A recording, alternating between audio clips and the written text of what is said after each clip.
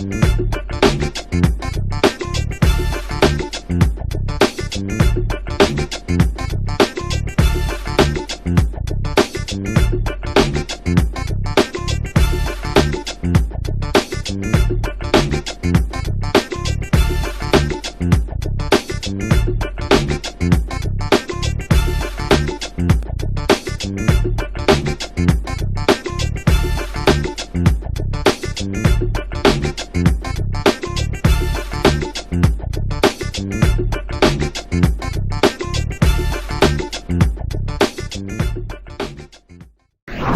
America, everyone counts, and the 2020 census is how that great promise is kept. Respond today online, by phone, or by mail, and help inform hundreds of billions in funding for education, health programs, and more.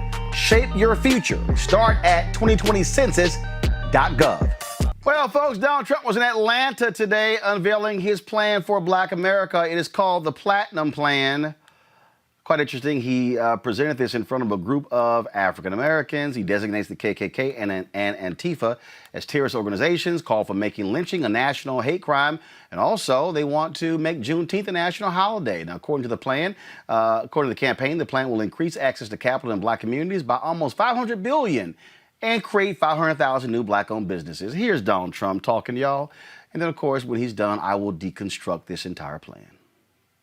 And I'm here today to announce a brand new plan to deliver more opportunity, more security, more fairness, and more prosperity to Black communities. We call it the Platinum Plan. Platinum Plan. And that's a contract with Black Americans, and it's going to be something that people talk about for a long time to come. If you vote Republican over the next 4 years, we will create 3 million new jobs for the Black community. Open 500,000 new Black-owned businesses.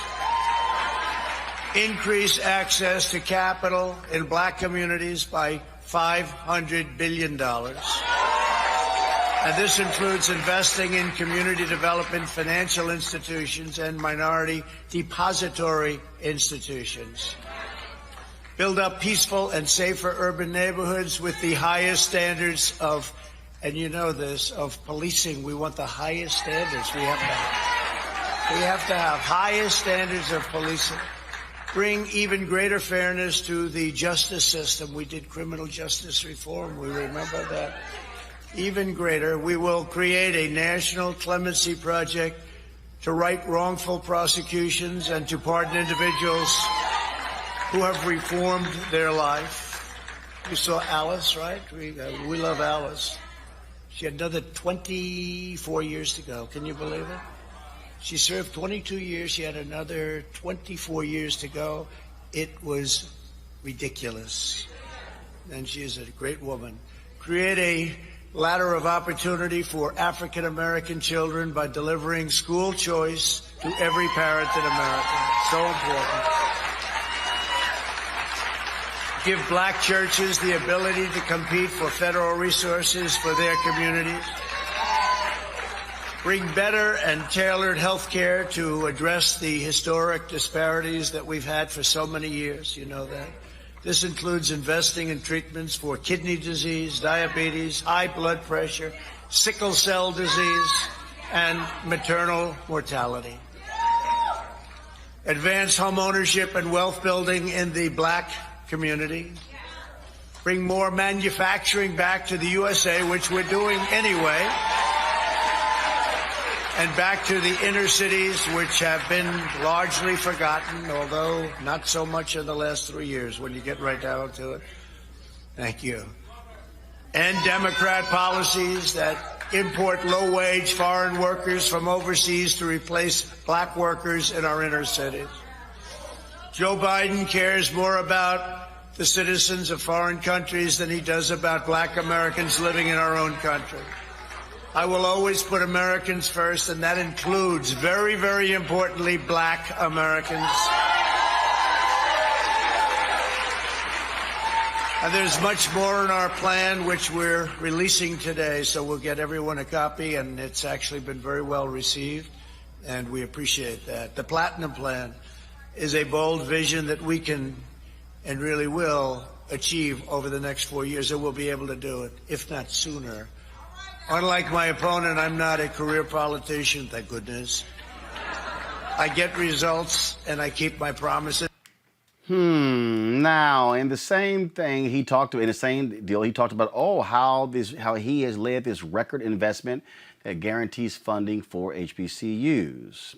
All week, I used to see me rocking HBCU gear. Today, I'm representing Harris Stowe out of St. Louis. So, is he lying?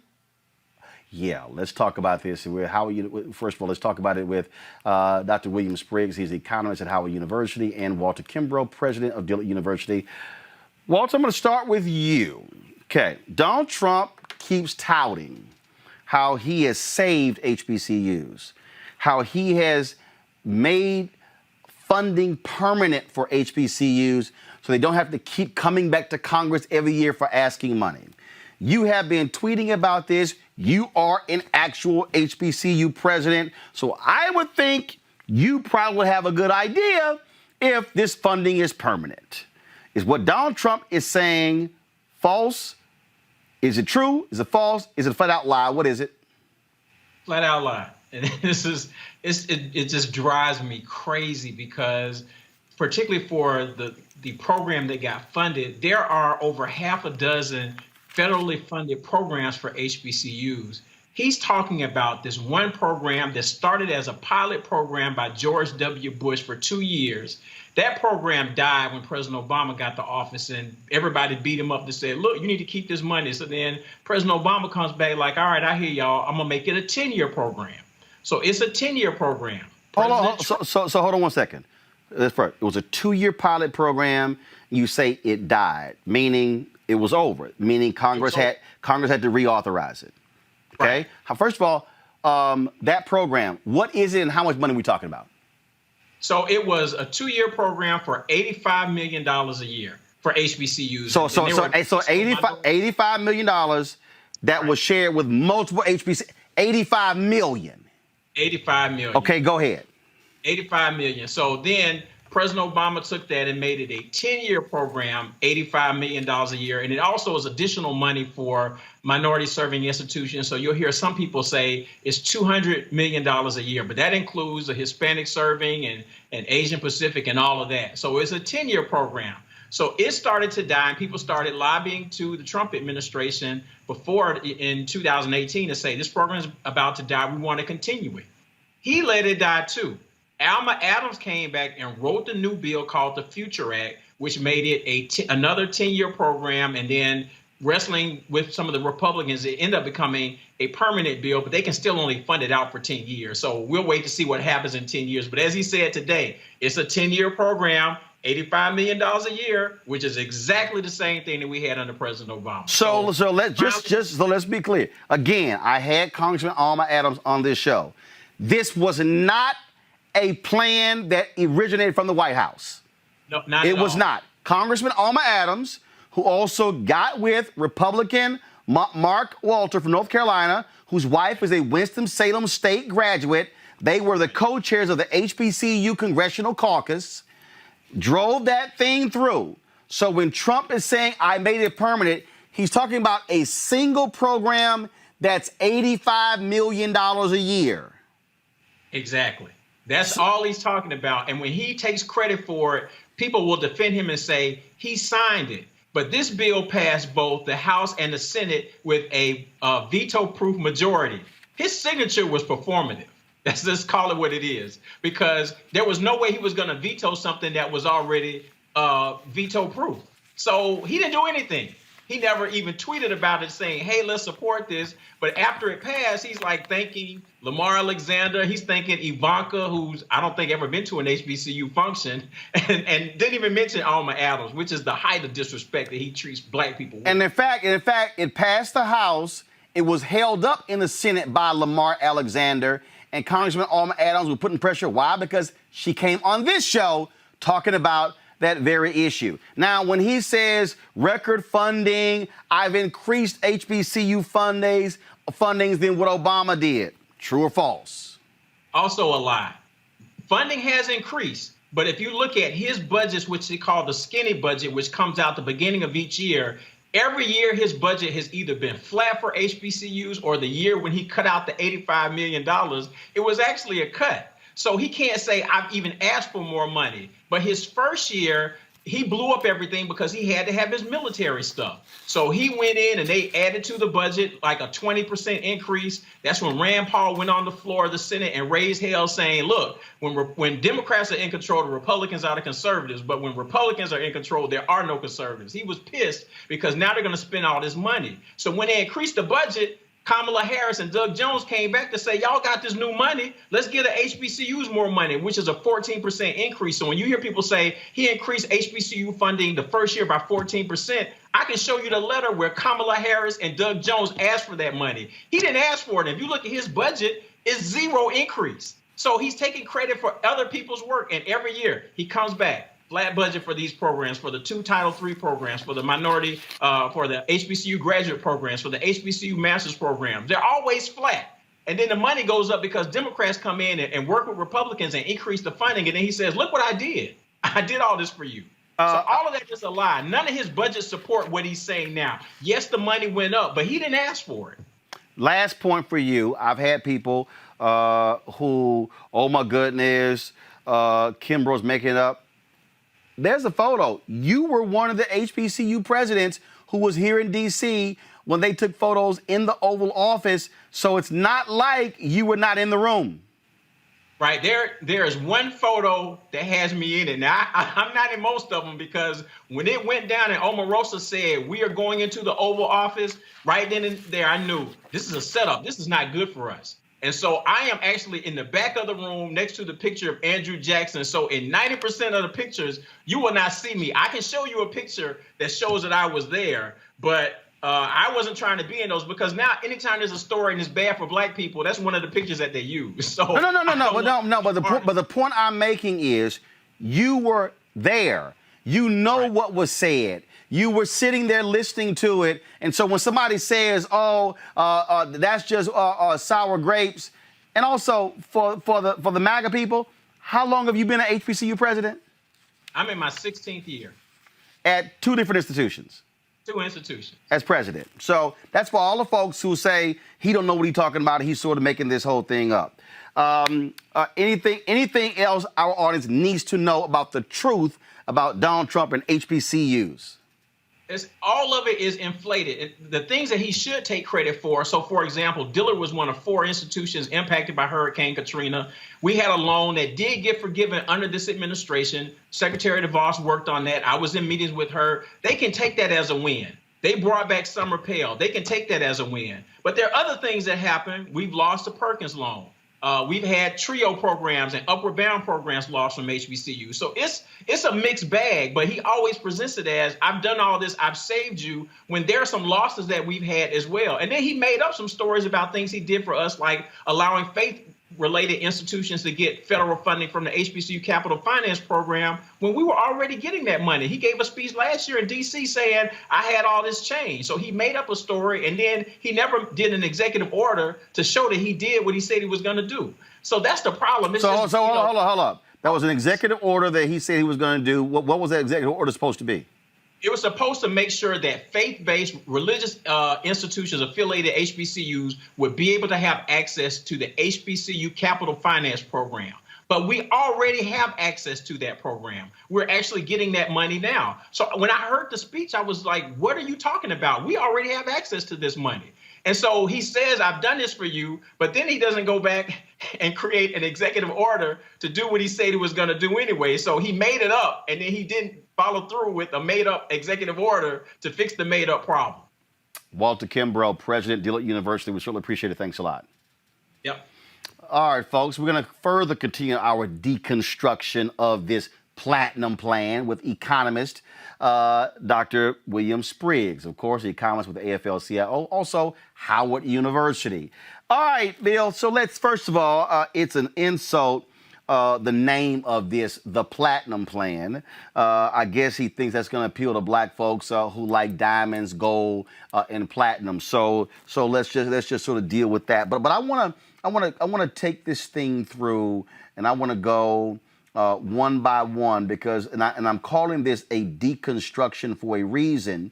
because we did the exact same thing with Joe Biden's plan, where we went through this whole deal and we laid out exactly in terms of what it calls for. And so let's deal with this that he's touting. First of all, we're going to go to the first thing: 3 million jobs. He said, let's just pull the other graphic up, y'all, and we're going to switch between the two.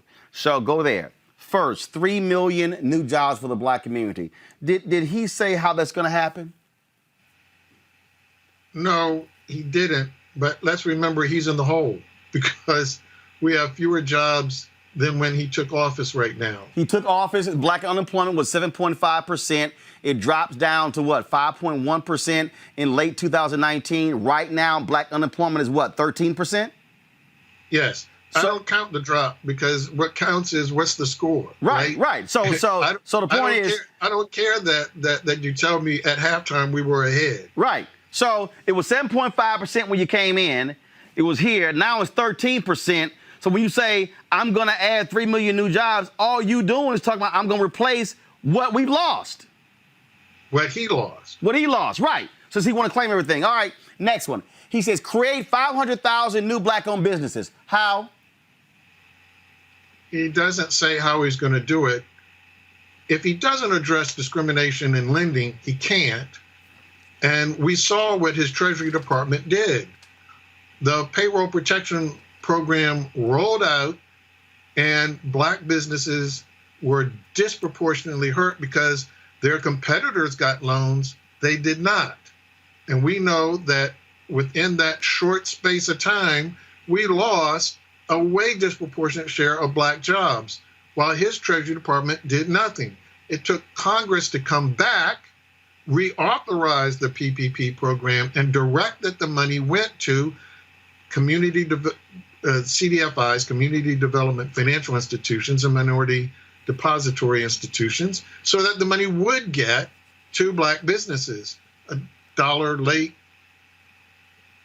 But here's the other deal. But we've also we're losing. He had an opportunity to just keep the number of businesses, and he failed. We've been losing businesses because of COVID, and so when you say you're going to add 500,000, same thing. You're trying to add what we've actually lost. So let's go to the guys. Pull the next one up. Put the graphic up, please. Come on. I need the graphic.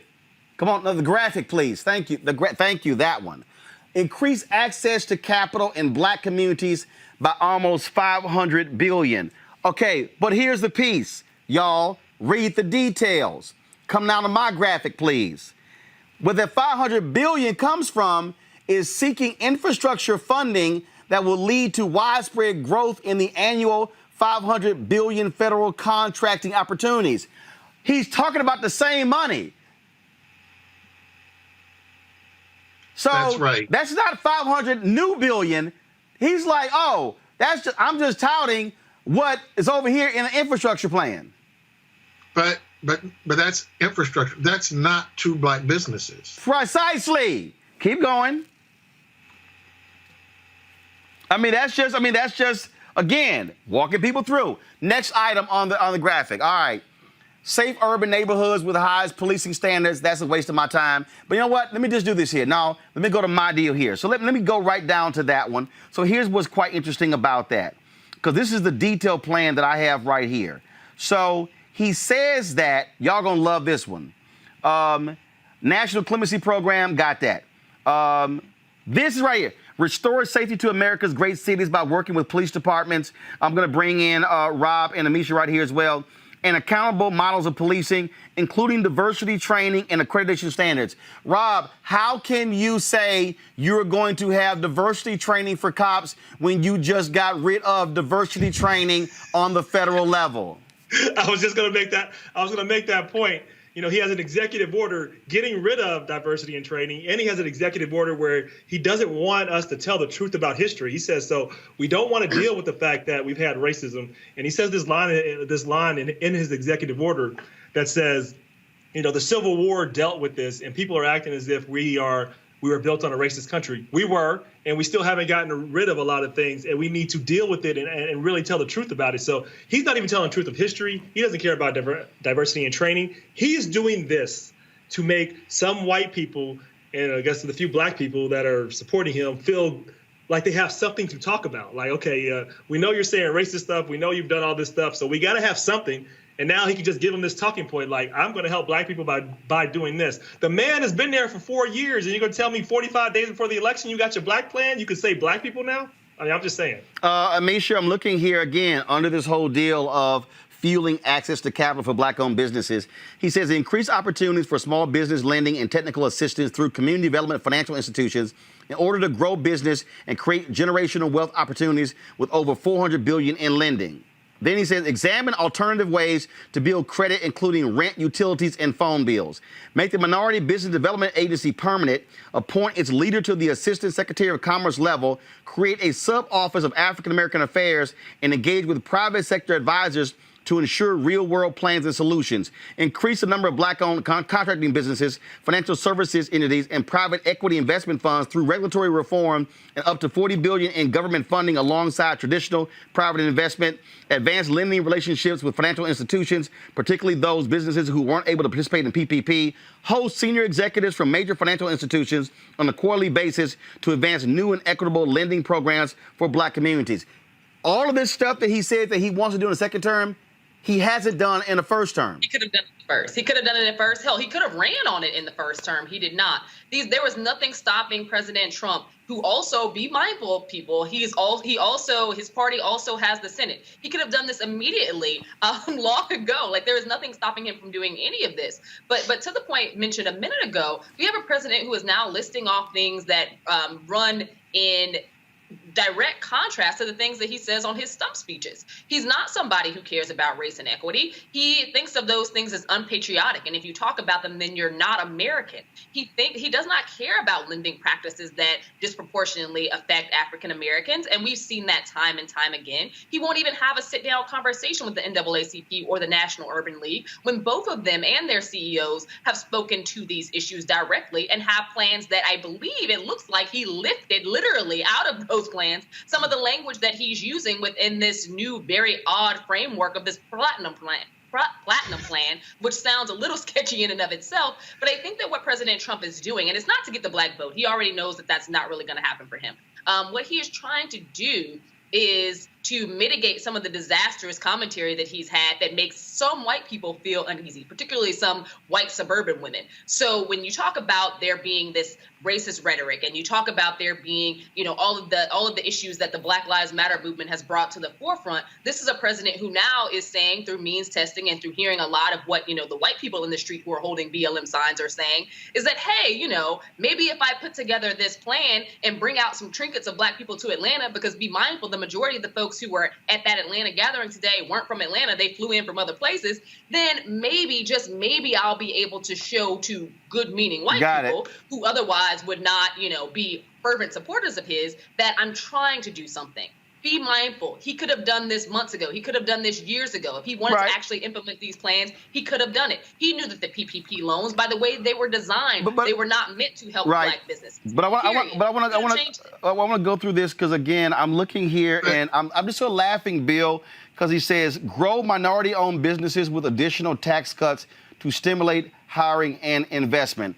Bill, have the tax cuts overall for all of America, have they stimulated hiring and investment? No, the economy actually slowed after the passage of his tax credit. So when you look at the growth of black employment, it was already underway when President Obama was president.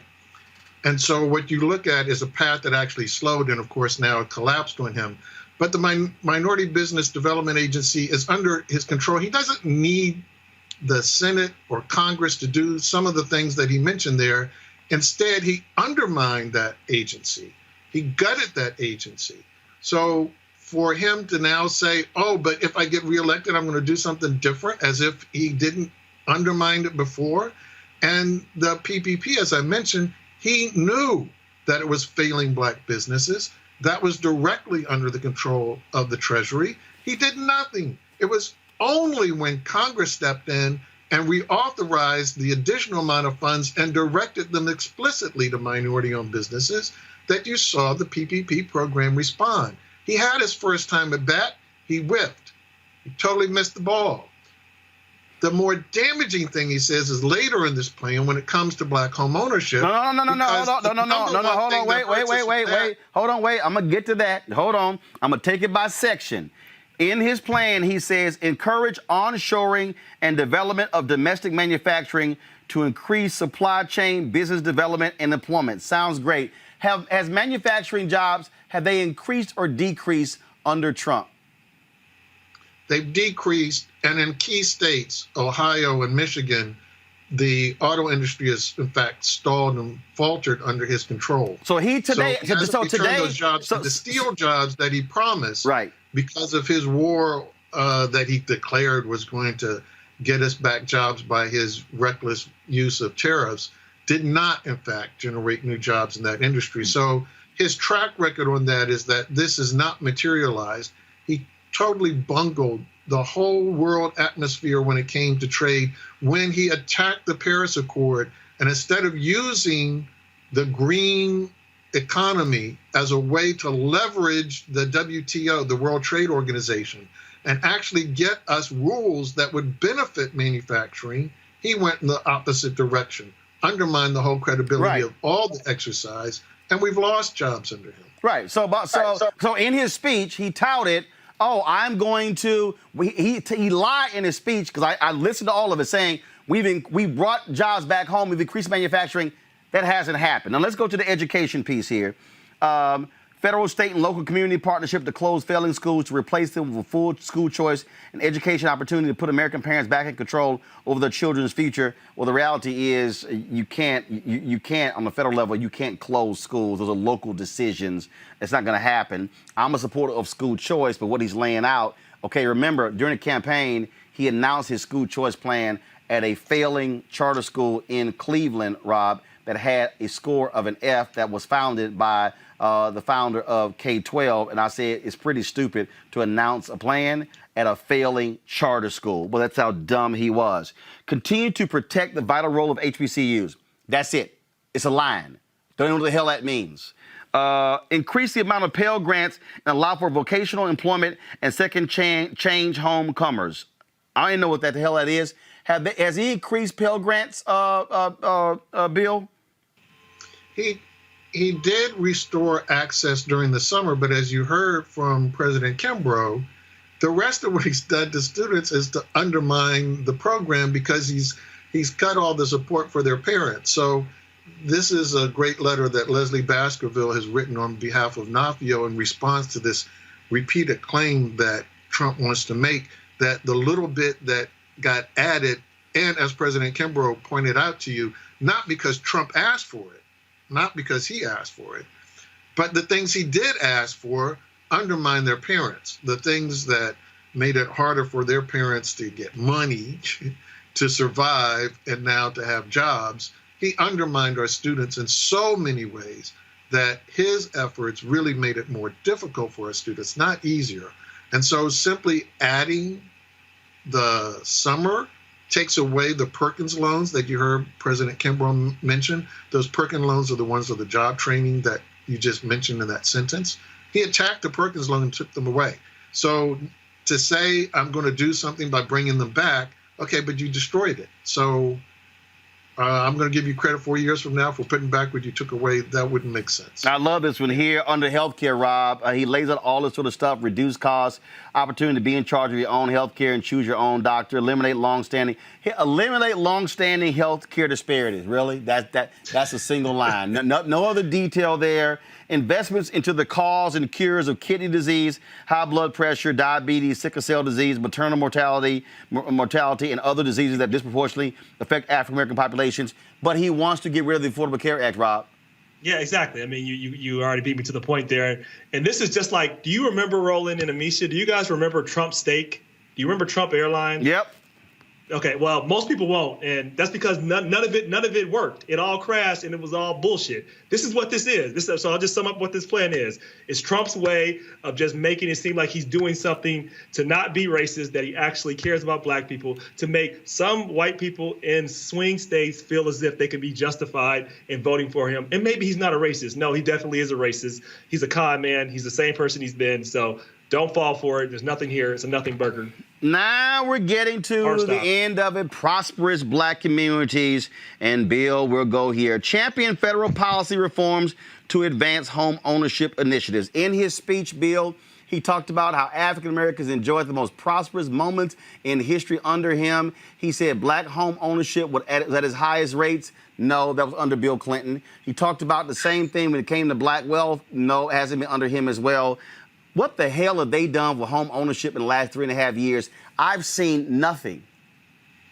No, but worse than that, the number one reason we don't own homes is because of discrimination in the housing market.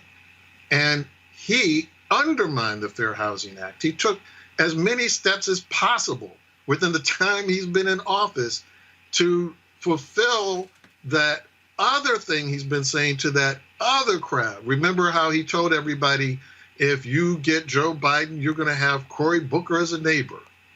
That was his signal that I am going to continue the policies I have been pursuing to resegregate, intensify the segregation of American housing. And that is what I'm going to deliver to you suburban voters. So his real actions stand in the direct way. It's the wall that keeps us from being able to own homes. He's making that wall taller. He's not tearing down the wall. Amisha, he says here, go to my iPad, make Juneteenth a national holiday. Do you recall when that could have been done in July? And it was Senator Ron Johnson of Wisconsin who refused to allow unanimous consent to make it a federal holiday. I don't recall Donald Trump saying, stand down, Senator Johnson. I don't recall a single tweet by saying, make this happen. Again, this is bullshit. No, you're absolutely correct. Not only did he not say stand down, this is a president who acted as though he didn't know, and maybe he didn't know what Juneteenth was until after his plans to hold a racist rally were actually shot down. I think that a lot of this is basically word vomit, to say the least. It's President Trump literally Googling what black people want and then stealing from black organizations. Like I said, the National Urban League, the Congressional Black, the CBCI has actually pushed a lot of this stuff, the Congressional Black Caucus Institute. We've also seen it from organizations like the NAACP.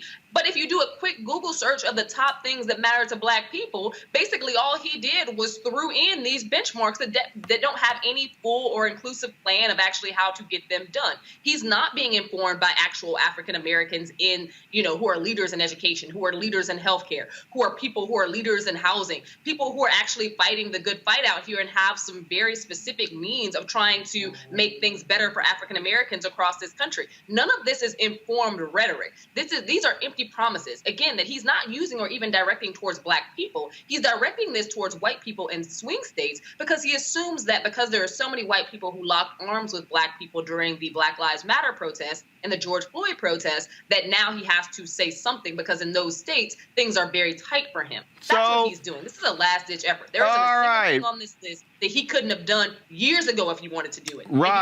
Rob, prosecute the KKK and Antifa as terrorist organizations and make lynching a national hate crime. First, the FBI director, Christopher Wray, just testified the other day that Antifa is not an organization, it's an ideology.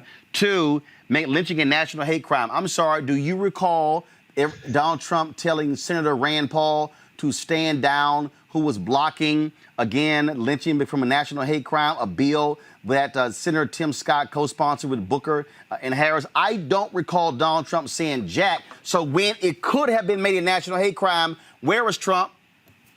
He was doing what Trump does, saying some other bullshit that doesn't matter. I mean, this is what the man does. I mean, he figures out what to do with the moment and what can I say at this moment to make some people believe me and hope that it works. I think Misha said it best. This word vomit. He's just throw some shit up against the wall, see if it sticks. I mean, this is what he's doing, right? And he's just taking some ideas and then letting people go with these talking points to say, see, I'm not racist. You can talk about these things. Never mind all the things that I've said. Never mind the fact that I encourage somebody to go out and kill some people again in Wisconsin. We're not going to forget that. That's one example out of many. Never mind that he called African countries shithole countries. Never mind. We can go through. I can be here all day. I mean, but it would take all the time in your show.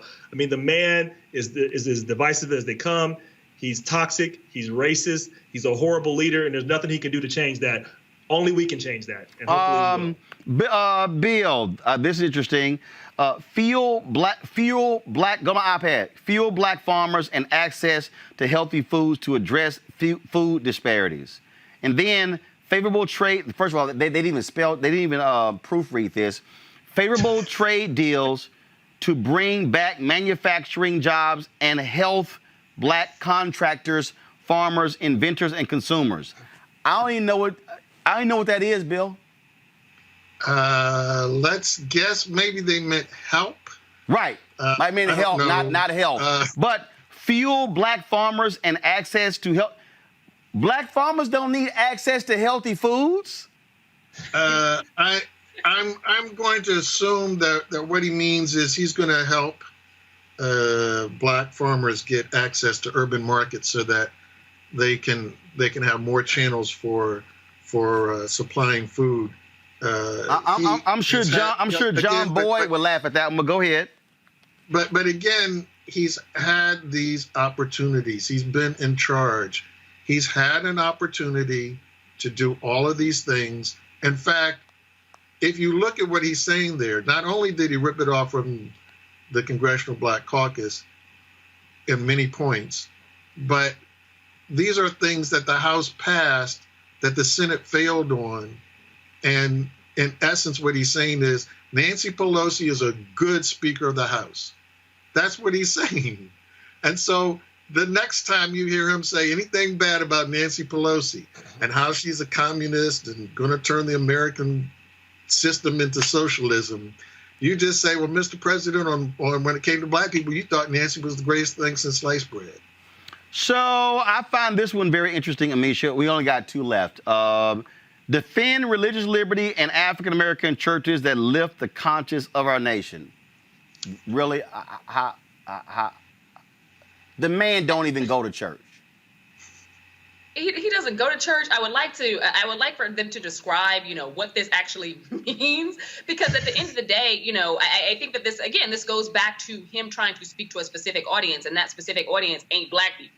So when he's talking about religious liberties, when he's talking about bringing these things to the forefront, he's not talking about black churches, because we know that when people were shot in the black church just a few years ago, he really showed very little concern whatsoever and found good people on both sides of a situation. So no, I don't think that this president gives two sense about the black church at all, nor does he care about faith and religion. But I think that he is speaking to an audience, again, that is not black people. He's speaking to an audience and trying to lean in on those swing states, but he's speaking to white women specifically right now. The same white women who he's done this entire campaign cycle of trying to make afraid of black people in general. So when we're having these conversations, I think that it's very interesting, his timing of releasing this plan, but also the fact that, it comes out literally within a day of us hearing about the Breonna Taylor case. He is very strategic in trying to be mindful of what he thinks that those people in the suburbs actually want to hear, but he doesn't have any real intent on making any of this happen at all. And of course, right here, the last one, collaborate with cities and counties to address mental illness and substance abuse. Really, Bill? My God, you're going to collaborate? No, I think probably what those cities and counties would say is, where in the hell is the money? Well, again, this is the defund the police movement, right? The whole movement is, why are all of these funds going to the police when the biggest encounters that disturb us the most too often involve people who have actual mental health crises and their families are desperate to try and get help? They call the police instead of being able to call mental health experts. So, he criticized people want to defund the police, but that's where the money would come from. The money would come from, don't fund the police to do this, fund the professionals who know what they're doing when they encounter someone in a crisis. That's what this is saying. So he doesn't disagree with the people that he's been sniping at and saying sounded ignorant. And of course, I want to do this here, Rob. This is from the National Alliance on Mental Illness from August of 2019. That they lay out here that Donald Trump was going to be slashing funds for mental health care. Yeah, I mean, you're talking about what, facts and things that actually he's doing, not words that he's saying. These things rarely align when it comes to Donald Trump. So yes, he doesn't care about mental health funding. He doesn't care about Black businesses. He cares about getting reelected, keeping power, and making those who have supported him have something to talk about. They have nothing to talk about other than a horrible record of leadership. And I'm sure the most divisive president we've ever seen. Folks, I did reach out to the Trump campaign, sent an email to two individuals asking, did any of them, they make anyone available to come on this show to actually discuss and defend this plan? No response. Bill Spriggs, I appreciate it, man. Thanks a lot. All right, folks, back to our Road Mark Unfiltered video in just 1 round. As our community comes together to support the fight against racial injustice, I want to take a second to talk about one thing we can do to ensure our voices are heard. Not tomorrow, but now. Have your voices heard in terms of what kind of future we want by taking the 2020 census today at 2020census.gov? Now, folks, let me help you out. The census is a count of everyone living in the country. It happens once every 10 years. It is mandated by the U.S. Constitution. The thing that's important is that the census informs funding, billions of dollars, how they are spent in our communities every single year. I grew up in Clinton Park in Houston, Texas, and we wanted new parks and roads and a senior citizen center. Well, the census helps inform all of that and where funding goes. It also determines how many seats your state will get in the U.S. House of Representatives. Young Black men and young children of color are historically undercounted, which means a potential loss of funding of services that helps our community. Folks, we have the power to change that. We have the power to help determine where hundreds of billions in federal funding go each year for the next 10 years. Funding that can impact our community, our neighborhoods, and our families and friends. Folks, responses are 100% confidential and can't be shared with your landlord, law enforcement, or any government agency. So please, take the 2020 census today. Shape your future. Start at 2020census.